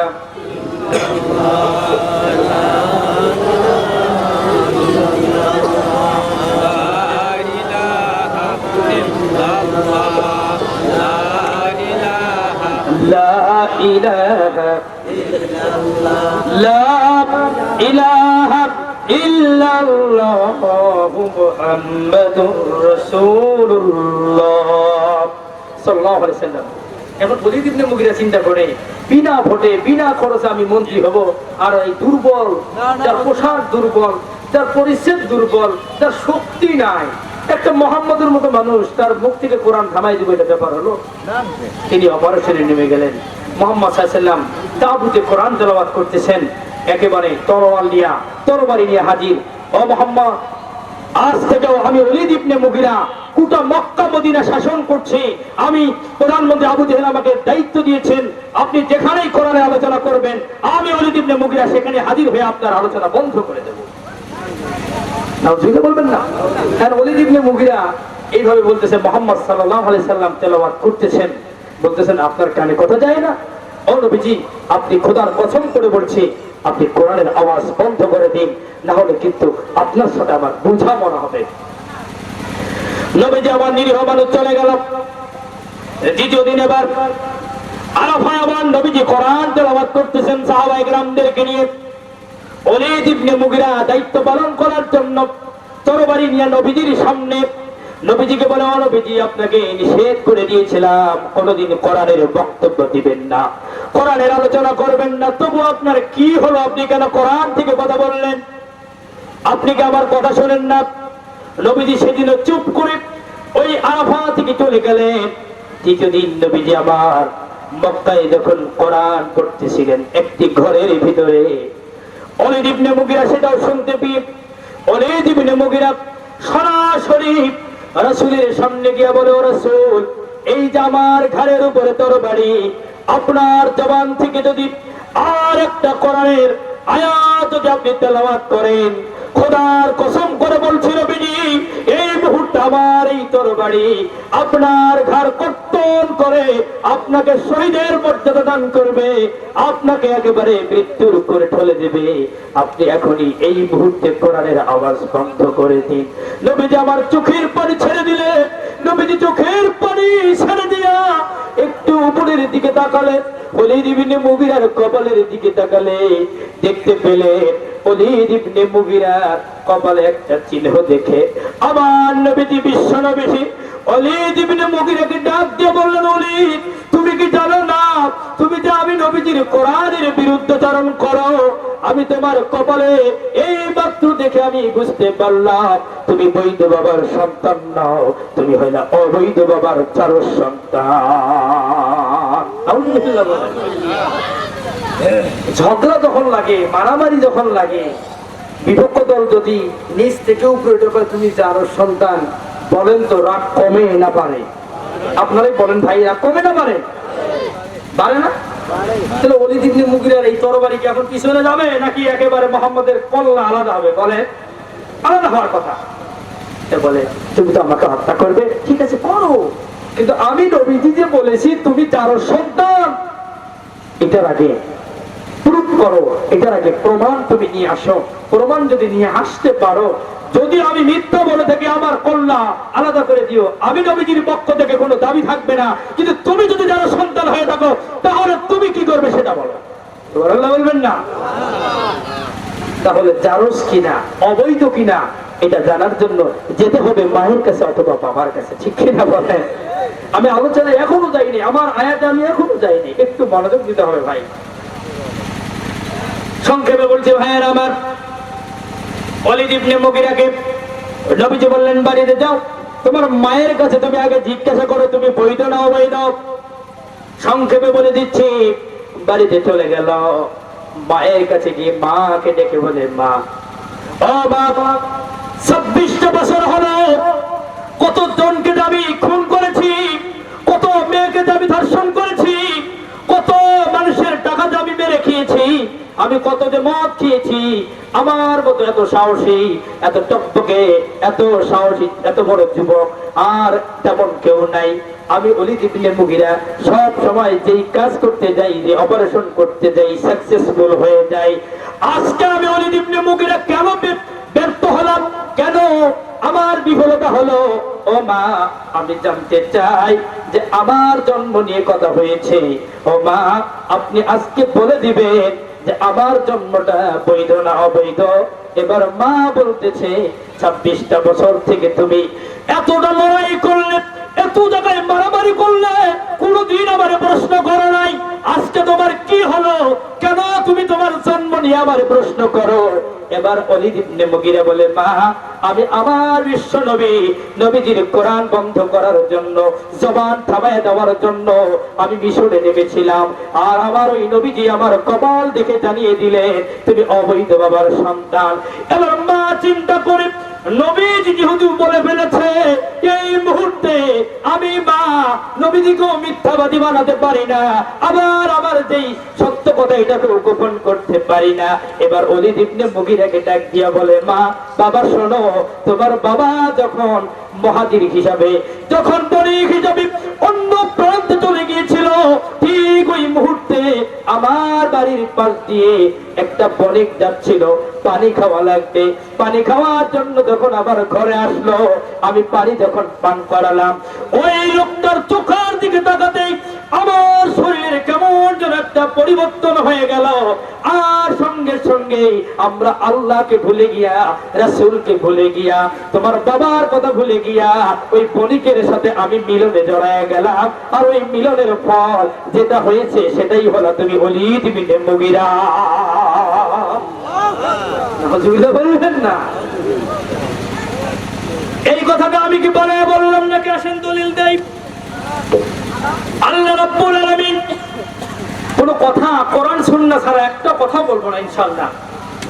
আল্লাহ রাব্বুল আলামিন সূরা কলামের 13 নম্বর আয়াতে বললেন, উতুল্লিম বাদা যালিকা জানিম। তোমরা কি জানো না ওয়ালিদ ইবনে মুগিরার কথা? মারিফুল কোরআনের 587 নম্বর সম্ভবত পৃষ্ঠা হবে, সেখানে ওয়ালিদ ইবনে মুগিরার এই বক্তব্যটা হুবহু উঠায় দেওয়া হয়েছে। ওয়ালিদ ইবনে মুগিরার যার সন্তান ছিল সেই বক্তব্যটা পুরাটাই ফুটিয়ে দেওয়া হয়েছে। বলেন আল্লাহু আকবার। তাহলে সূরা কলামের উতুল্লিম বাদা যালিকা জানিম, এখানে বললেন যারা কোরআনের বাধা দেয়, যারা কোরআনের মাহফিলে বাধা দেয়, তারা হলো ওয়ালিদ ইবনে মুগিরার ভাইরা ভাই, তারা হলো ওয়ালিদ ইবনে মুগিরার রক্তে, তাদের দেহে ওয়ালিদ ইবনে মুগিরার রক্ত। এই জন্য যারা কোরআনের মাহফিলে বাধা দেয় তারাই কেবল ওয়ালিদ ইবনে মুগিরার ভাইরা ভাই। তাছাড়া যত বড় মুসলমান হোক না কেন, যত বড় দায়িত্বশীল হোক না কেন, কোরআনের মাহফিল ইনিয়ে বিনিয়ে কলা কৌশলে যদি বন্ধ করে, বুঝতে হবে জন্মে ভেজাল আছে। বোঝা যায়? বোঝা যায় ভাই? কষ্ট পাচ্ছেন আপনারা? তাহলে ওয়ালিদ ইবনে মুগিরা সারেন্ডার, আমি অবৈধ সন্তান, নবীজি আমার চেহারা দেখে বলে দেয়, রে বাপ রে বাপ, এত বড় পীর সাহেব, এই পীর সাহেবের বিরুদ্ধে আর যাওয়া যাবে না, এমন সিম্পিতি কাজ করবে কিনা বলেন? তিনি যায় সরাসরি বলতেছেন, ও প্রধানমন্ত্রী আবু জাহেল, আজ থেকে থেকে আপনার এই দায়িত্ব, আমার মন্ত্রী টন্ত্রী দরকার নেই, আমি দায়িত্ব পালন করতে চাই না। মোহাম্মদের মতো আল্লাহ এমন মানুষ আমার চেহারা দেখেই বলে দেয় আমার জন্ম বৃত্তান্ত, এই নবীদের বিরুদ্ধে আমি যেতে পারি না, অতএব আমি আপনার সাথে নাই, আমি চলে যাই। আবু জেহেল কয়, বাপরে বাপ, এই অবস্থায় যদি এই পাতি নেতাও চলে যায় তাহলে তো এই গতি কোনোভাবেই ধরে রাখা যাবে না। তাহলে করতে হবে কি? পাতি নেতারে বোঝাচ্ছে, শোন, তোর কিচ্ছু করা লাগবে না, নবীজির জবানের কোরআন বন্ধও করা লাগবে না, কিন্তু নবীজি যখন কোরআন তেলাওয়াত করবে ওই মুহূর্তে অন্তত তুই তোর কানটার ভিতরে আঙ্গুলটা ঢোকায় রাখতে পারবি না? এই কাজটা কি পারবি না? কারণ নবীজি জানে যদি ওলীদ ইবনে মুগীরা কান খোলা রাখে, নবীজি যদি কোরআন পড়ে, ওলীদ ইবনে মুগীরাও সাথে সাথে মুসলমান হয়ে যাবে। আল্লাহু আকবার, আল্লাহু আকবার। এখন দায়িত্ব একটাই, শুধুমাত্র কানে আঙ্গুল দিবে, কারণ নেতা ছাড়া তো আবার চলা যায় না। নেতা আমার ক্ষমতা থাকার না, তাই নেতা দরকার আছে, আছে না নাই বলেন? আমার জনবল দরকার আছে। কিন্তু ভাই একটা সমস্যা আছে, এই যে ওলীদ ইবনে মুগীরার যে সমস্যা, তার জন্ম, এখন তার যে দাম্পত্যিক জীবন, তার যে স্ত্রী আছে,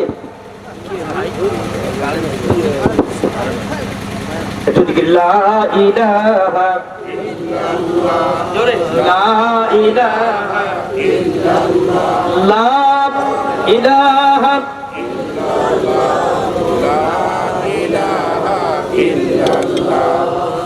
লা ইলাহা ইল্লাল্লাহ মুহাম্মাদুর রাসূলুল্লাহ। আমার একান্ত আপনজনেরা, আমার প্রাণের প্রিয় ভাইয়েরা, তাহলে ওলীদ ইবনে মুগীরা একটু সারেন্ডার হয়ে গেলেন, দায়িত্ব শুধু কানে আঙ্গুল দিবেন। কিন্তু সমস্যা হলো একটা, ওলীদ ইবনে মুগীরা যে বিবাহ করেছেন 3 বছর হলো, এই 3 বছরের বিবাহ বৈবাহিক জীবনে কোনো শান্তি নাই। পুরুষত্বের এত বেশি সমস্যা যে স্ত্রীকে কোনোভাবেই সে প্রশান্তি দিতে না পারার কারণে স্বামী স্ত্রীর এত বেশি দ্বন্দ্ব। স্বামী যদি এ পাশে ঘুমায়, স্ত্রী তার বিপরীত পাশে ঘুমায়। কারণ এই যে প্রশান্তির বিষয়টা, এটা দিয়েছেন কে বলেন? এই জায়গায় যদি পুরুষ না হওয়া যায়, বাহিরে যত বড় ছাতা মাথা নেতা হোক না কেন, ঘরের ভিতরে আগে নেতা হতে হবে। কথা বলেন ঠিক কিনা? অনেকে আছে বাইরে বড় নেতা, ওরে বাপরে বাপ, মোশান কি ঘরের ভিতরে বিলেই, আছে না নাই? আমার ভাইয়েরা, এখন ওলীদ ইবনে মুগীরার অবস্থা সেই পারিবারিক এই আসল জায়গাটায় কোনো শান্তি নাই। কাপড়ে বলেন, ব্যবহারে বলেন, কথায় কথায় মারধর, আবার স্ত্রীর সাথে যে শান্তি সেটাও নাই। স্ত্রীও খুব বেজার, মারাত্মক বেজার। এই স্বামীর সংসার করবেই না, মোটেও করা যায় না, চলে না। সিদ্ধান্ত নিচ্ছে স্বামী এবার বাড়ি আসুক, আমি মজা দেখাবো। আমার একান্ত আপনজনেরা, এই জায়গাটায় আপনারা মনে রাখবেন, আমাকে খেয়াল করাই দিবেন। আসেন, এখন থেকে আমি আপনাদের সামনে 30টা মিনিট কথা বলবো ইনশাআল্লাহ। এখন আমি আমার আয়াতে যাব, আয়াত থেকে সামনে যাব ইনশাআল্লাহ, তারপর আবার এখানে আসবো। তাহলে আমি সূরা বাকারার যে আয়াতে কারিমা তেলাওয়াত করেছিলাম, ইয়া আইয়ুহাল্লাযীনা আমানু দুখুলু ফিস-সিলমি কাফা ওয়া লা তাত্তাবিউ খুতুওয়াতিশ শাইতান ইন্নাহু লাকুম আদুউম মুবিন।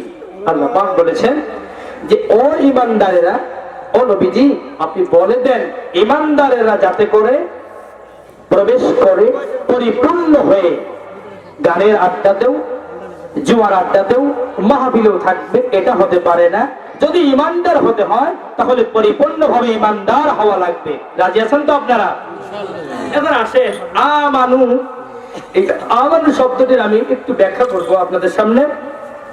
আমার একান্ত আপনজনের, আমার তাফসীরে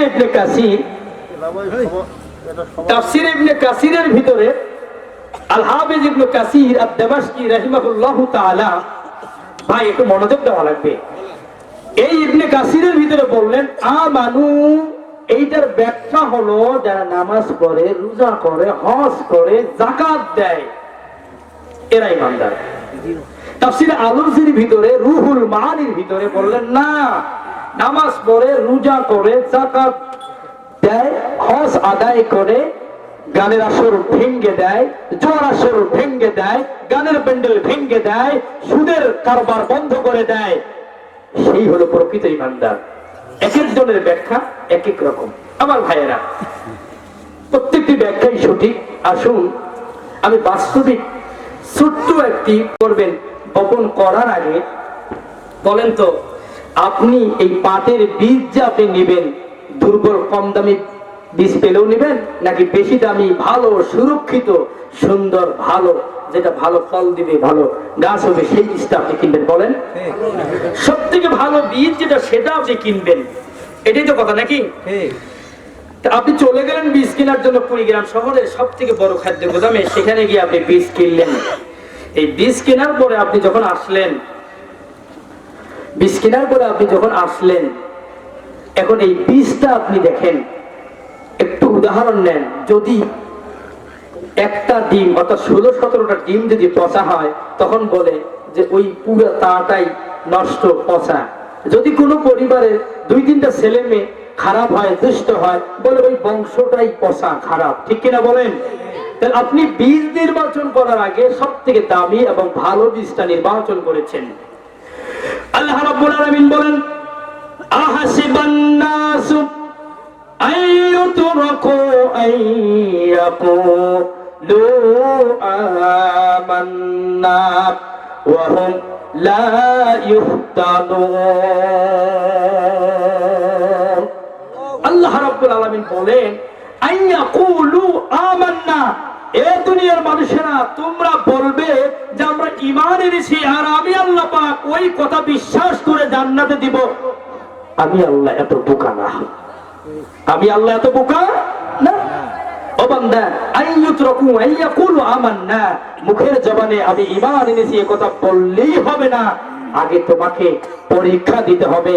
পরীক্ষায় পাস করবে যখন জান্নাতের সার্টিফিকেট পাবে তখন, পরীক্ষায় ফেল করবে যখন জাহান্নামের সার্টিফিকেট পাবে তখন। পরীক্ষা ছাড়া আমি আল্লাহ পাক কাউকেই জান্নাতে দিব না। তার মানে বোঝা গেল আসমানের নিচে জমিনের উপরে যারাই নির্যাতিত নিপীড়িত তারাই পরীক্ষিত পরীক্ষিত পরীক্ষিত। আল্লাহু আকবার বলেন। তার মানে পরীক্ষা দিতে হবে, পরীক্ষা ছাড়া হবে না। এখন দুষ্ট ছেলে আছে বলে, হুজুর আমি না পরীক্ষাই দিব না, তাহলে ওকে কোনোদিন ভাই পাস করবে? বলেন, পরীক্ষা দিতে হবে, ফেল করলো পরের বার পরীক্ষা দিলে হয়তো পাস করবে। তার মানে পরীক্ষা আসে না নাই? বলে, তাহলে আপনি পরীক্ষা দিতে হবে। এখন যদি মনে করেন যে আমি তো এত লম্বা টুপি পরেছি, হ্যাঁ আমার জান্নাতটা ঠেকায় কি? হ্যাঁ, এত লম্বা টুপি পরেছি, পাগড়ি পরেছি, আমার জান্নাত ঠেকায় কি? তুমি কি জানো না পাশের দেশ ভারতের মনমোহন সিং তুমি কি পাগড়ি পরো তার থেকেও ভালো সুন্দর পাগড়ি পরে, তুমি কি দেখো না? তুমি যদি মনে করো আমি এত সুন্দর এত লম্বা দাড়ি রেখেছি, নামাজের পরে একটা ঝাড়া দেই আর একটা ঝাড়া দেই, আমার জান্নাত ঠেকাই কেটা? তুমি কি দেখো নাই রবীন্দ্রনাথের দাড়ি তোমার দাড়ির চেয়েও লম্বা? দেখো না? তুমি যদি মনে করো তিনি বাপরে বাপ এখনকার হুজুর ছোট বান্দাবি পরে, আমি সব থেকে বড় বান্দাবি পড়েছি, আমার জান্নাতটা ঠেকাই কে? তুমি কি দেখো নাই আবু জেহেল মুহাম্মাদের সাথে একই সাথে বিচরণ করেছে, একই সাথে চলেছে, মুহাম্মাদের মতো দাড়ি ছিল, মুহাম্মাদের মতো টুপি ছিল, মুহাম্মাদের মতো জুতা ছিল, তারপরও সে কাফের। তুমি যদি লম্বা পাঞ্জাবি পরার পরও তোমার কর্মকাণ্ড যদি কোরআনের বিরুদ্ধে যায়, বুঝতে হবে তুমি টাটকা কাফের। তোমার দাড়ি থাকার পরও তুমি টাটকা কাফের, তোমার পাগড়ি থাকার পরও তুমি টাটকা কাফের, তোমার পাঞ্জাবি থাকার পরও তুমি টাটকা কাফের। কথা বলে ঠিক কিনা?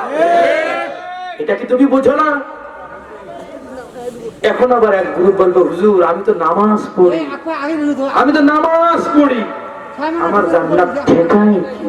ভাই আছে না নাই? বলেন, ইবাদতের অহংকার করে, তসবিহ দেখায় দেখায় তেলাওয়াত করে। আরে বেটা তুমি তসবিহ তো ভিতরেও করতে পারো, এমনও লোক আছে তসবিহ এইভাবে তেলাওয়াত করে। আহা, হ্যাঁ একটু ভাই আগে আসেন, পিছনে জায়গা হচ্ছে না, একটু আগে আসেন আমার ভাইয়েরা, একটু সামনে আগে আসেন ভাইয়েরা আমার।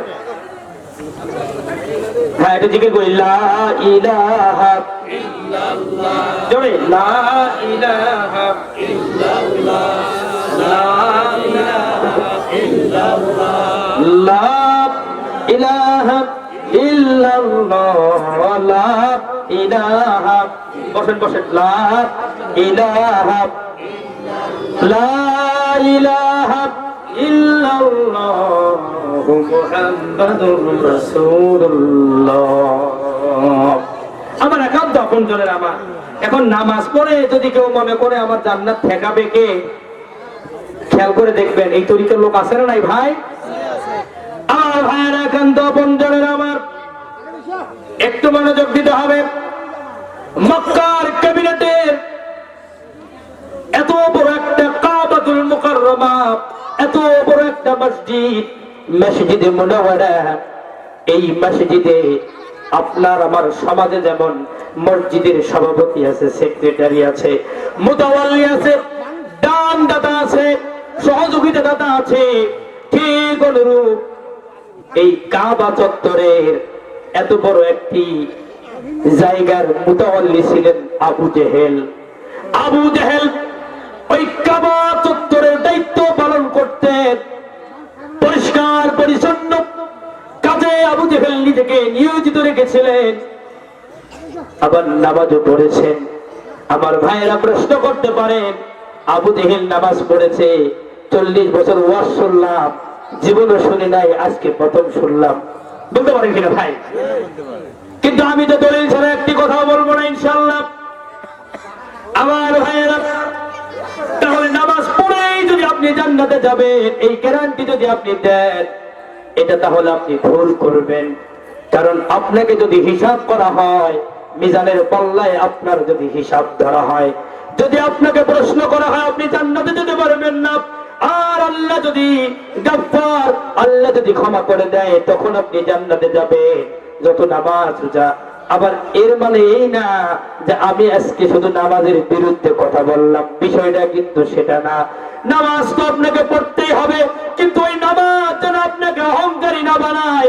তসবিহ আপনাকে টিপতেই হবে, কিন্তু ওই তসবিহ যেন আপনাকে অহংকারী না বানায়। আপনাকে রোজা রাখতেই হবে, ওই রোজা যেন আপনাকে অহংকারী না বানায়। আপনাকে যাকাত দিতেই হবে, ওই যাকাত যেন আপনাকে অহংকারী না বানায়। এই দিকটাও আপনাকে খেয়াল রাখতে হবে। পরিপূর্ণ ঈমানদার হতে গেলে আল্লাহর উপর ভরসা রাখতে হবে। চিৎকার মেরে বলেন ঠিক না বেঠিক? আমার ভাইয়েরা, খারাপ লাগতেছে আপনাদের? কি বলতেছিলাম বলেন তো? আবু জেহেল নামাজ পড়ে। হ্যাঁ, মনে গেছে, আবু জেহেল নামাজ পড়ে। এখন আমার দলিল দেওয়া লাগবে না, দলিলটা দিয়ে আলোচনা চলে যাই।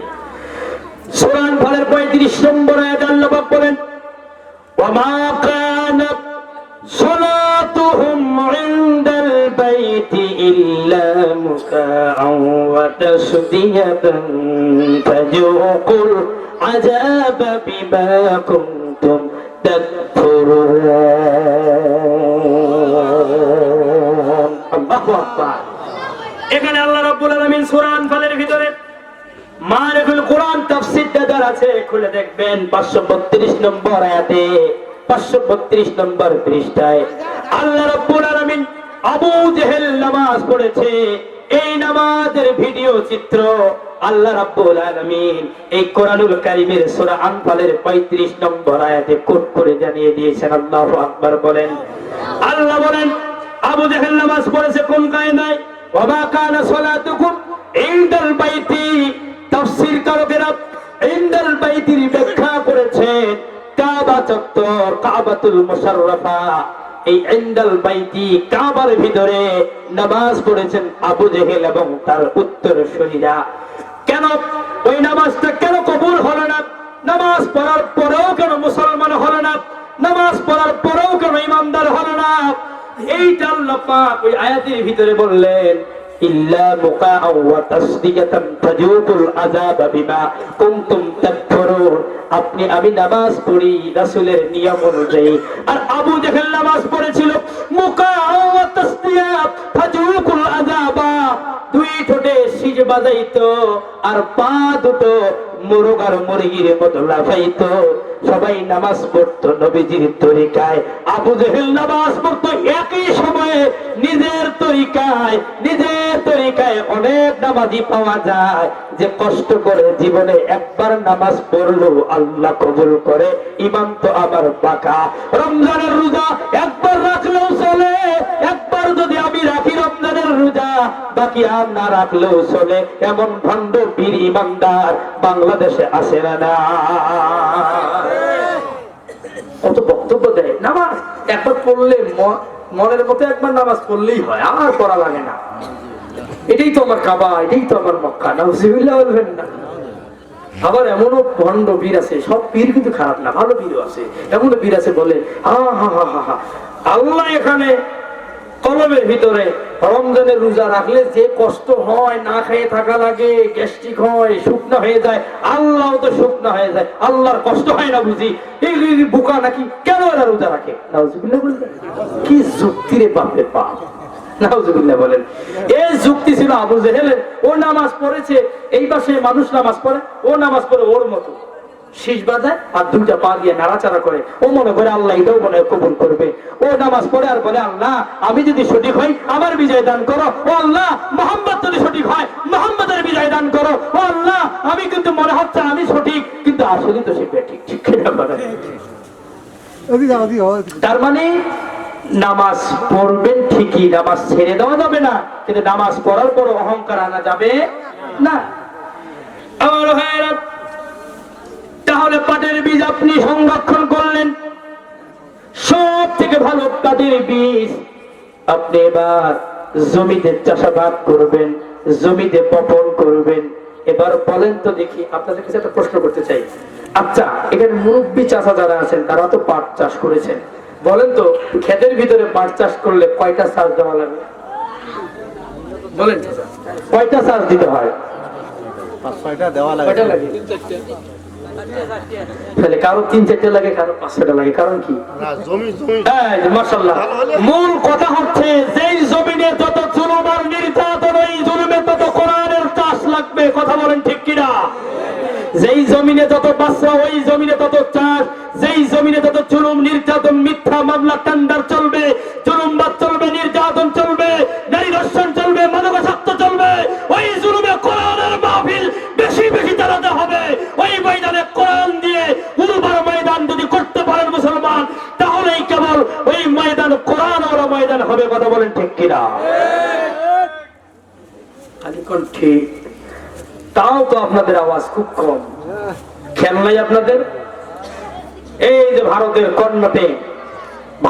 কর্ণাটে আপনার আমার বোন বেশি উৎসালম্বা না, বেশি দেহওয়ালা না, বেশি শক্তিশালী না, একেবারে দুর্বল একটা বোন বিশ্ববিদ্যালয়ে ক্লাসে যাচ্ছিলেন বই নিয়ে, স্কুটি থেকে যখন নামলেন গেরুয়া গুন্ডা বাহিনী মাদকাসক্তরা ওই বোনটাকে ঘিরে ধরে জয় শ্রীরাম, জয় শ্রীরাম, জয় শ্রীরাম বলতে বলতে আমার ওই বোনটিকে এক পর্যায়ে নির্যাতন করার জন্য, ঘায়েল করার জন্য যখন একেবারে পরিবেষ্টিত করে রাখলো, ওই বোন তার জবান দিয়ে এত বেশি জোরে লিল্লাহি তাকবীর, লিল্লাহি তাকবীর, লিল্লাহি তাকবীর এত বেশি জোরে বলেছে 24 ঘন্টায় ইউটিউব বলেন, ফেসবুক বলেন, মেসেঞ্জার বলেন, গোটা পৃথিবী দেখেছে 24 ঘন্টার ভিতরে 99% স্ট্যাটাস শুধু আল্লাহু আকবার, আল্লাহু আকবার, আল্লাহু আকবার।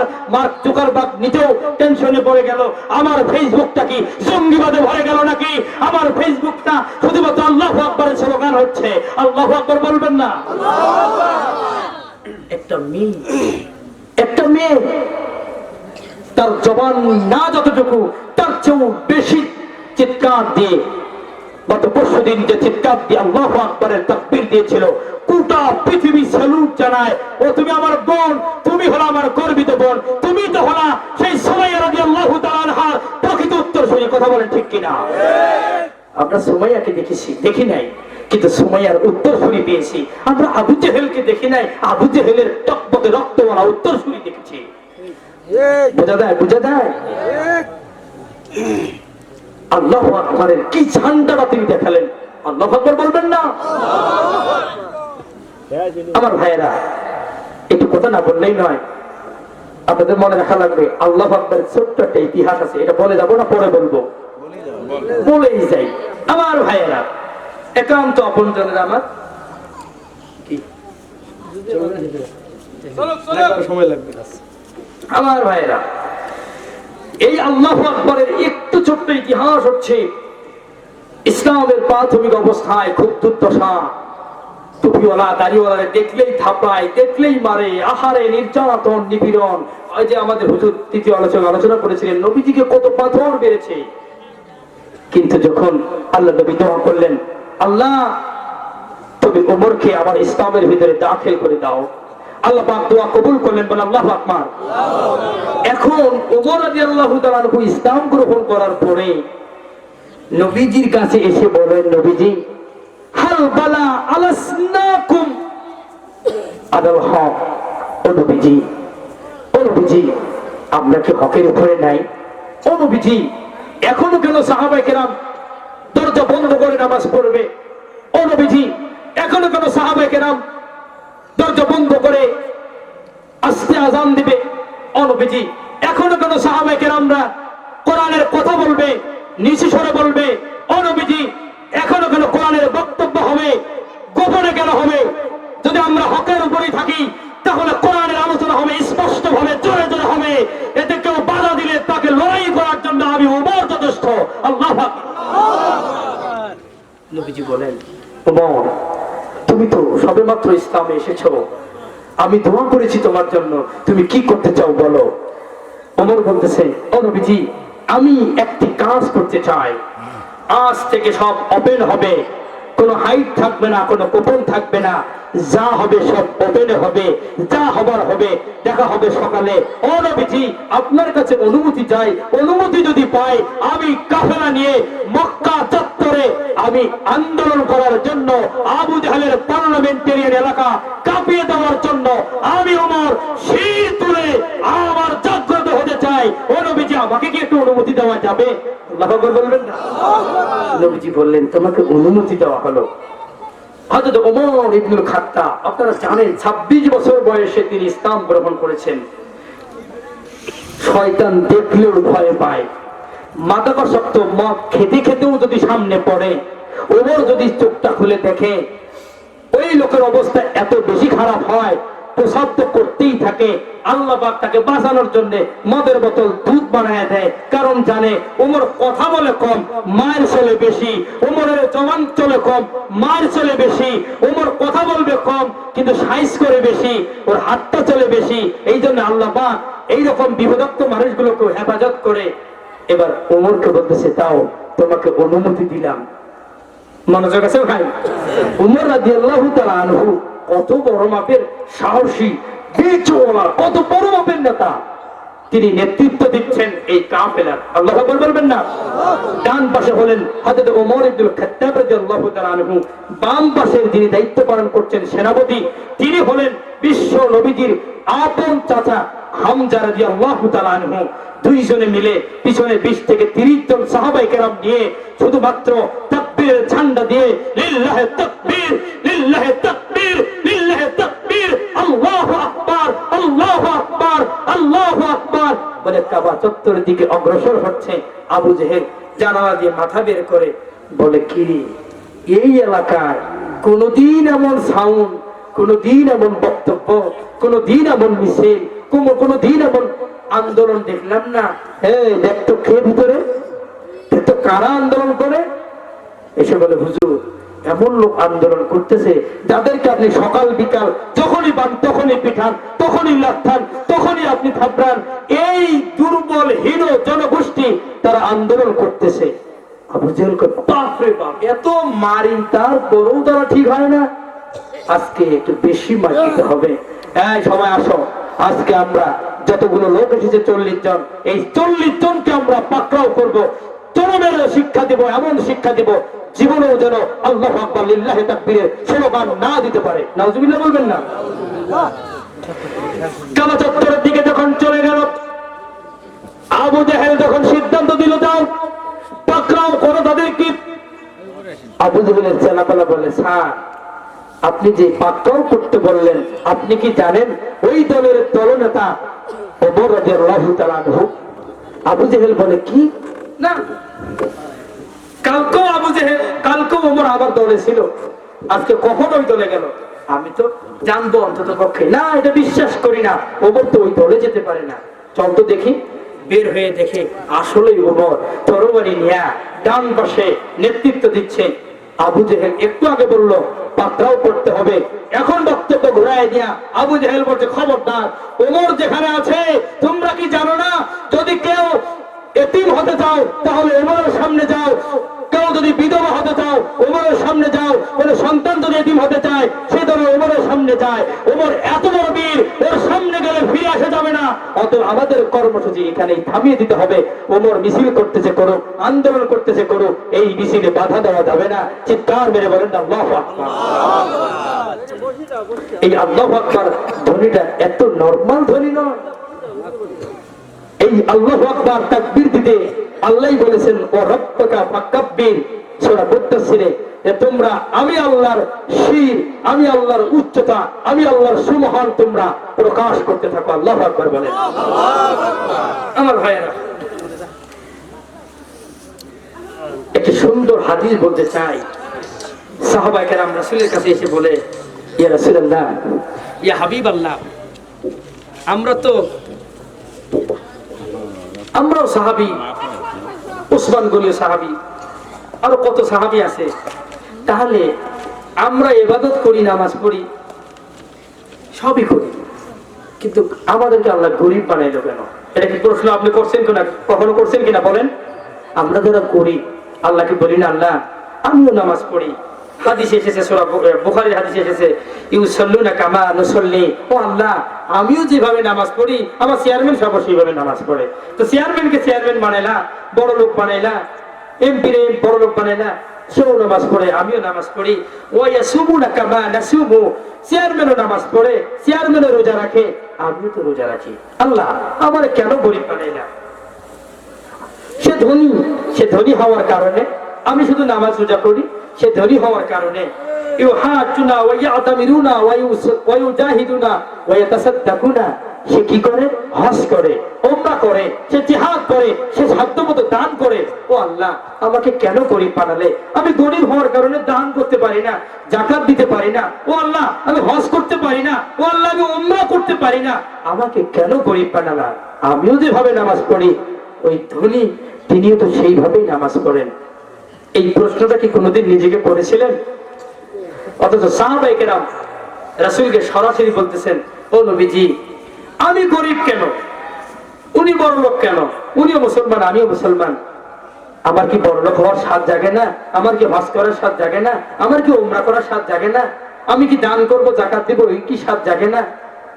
তখন আল্লাহ রাব্বুল আলামিন বিশ্ব নবীজিকে ওহী করে জানিয়ে দিলেন যে তোমার সাহাবায়ে কেরাম গরিব যারা, তারা প্রশ্ন করে তারা গরিব কেন, তাদেরকে একটি আমল বলে দিও, যত গরিবই হোক না কেন ওই ব্যক্তি যদি সকাল আর রাত্রে আমলটি করতে পারে, ও হজ করে মারা যাবে, উমরা করে মারা যাবে, দান করে মারা যাবে, যাকাত দিয়ে মারা যাবে, ধনী হওয়ার পরে সে ইন্তেকাল করবে। চিৎকার মেরে বলেন না সুবহানাল্লাহ। ধনী হওয়ার দরকার আছে না নাই ভাই?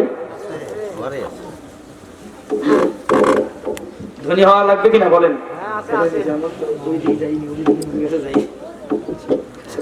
আমার ভাইয়েরা, আমি আলোচনার এখনো ওখানে আছি, ওলিদ ইবনে মুগীরার কাছে এখনো যাইনি। আপনাদের মনে আছে তো ভাই? তাহলে কি বলতেছিলাম যে আমি গরিব কেন? তখন আল্লাহ রাব্বুল আলামিন বিশ্ব নবীজির জবান দিয়ে বের করে দিলেন, ক্বালু বালা ইয়া রাসূলুল্লাহ। আল্লাহ রাসূল বললেন যে আলা ওয়াল্লিমুকুম শাইআ নুজরিকুহু বিহি মিন সাবাকাকুম, ও সাহাবীরা আমি কি তোমাদেরকে বলে দেব কি আমল করলে তোমরা ধনী হয়ে যাবে, কি আমল করলে তোমরা টাকাওয়ালা হয়ে যাবে? এটা কি বলবো? আল্লাহ রাসূল বললেন সাহাবায়ে কেরামদেরকে, সাহাবায়ে কেরামরা খুশিতে আত্মহারা হয়ে গেলেন। ইয়া রাসূলুল্লাহ এই আমলটাই তো করতে চাই, যে আমলটা করলে ধনী হওয়া যাবে, ওই আমলটা তো করতে চাই, যে আমলটা করলে হজ করা যাবে, যে আমলটা করলে যাকাত দিতে পারবো, ওই আমলটাই তো করতে চাই, ধনী হতে চাই। চিৎকার মেরে বলেন আল্লাহু আকবার। আল্লাহর নবী বিশ্ব নবী বলেন, ক্বালা তুসাব্বিহুনা ওয়া তাহমাদুনা ওয়া তুকাব্বিরুনা ওয়া সালাসা ওয়া সালাসিনা খালফা কুল্লা সালাতিন সালাসা ওয়া সালাসিনা। আল্লাহর নবী বিশ্ব নবী বলেন, ও প্রাণের সাহাবীরা শোনো, গরীব সাহাবীরা শোনো, যদি বড় লোক হতে চাও প্রত্যেকটি ফরজ নামাজের পরে তিনটা কালিমা আছে। একটা হলো তুসাব্বিহুনা সুবহানাল্লাহ।